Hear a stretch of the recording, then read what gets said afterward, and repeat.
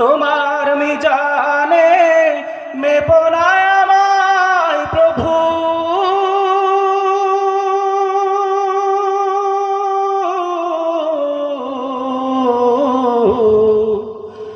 গোপনে ক্ষমা করে দিও তুমি।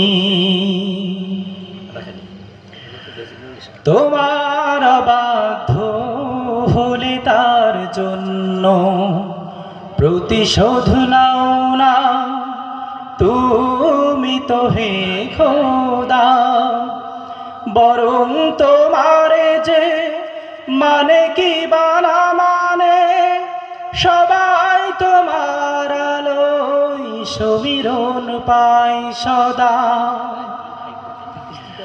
তোমার বাধ্য হলে তার জন্য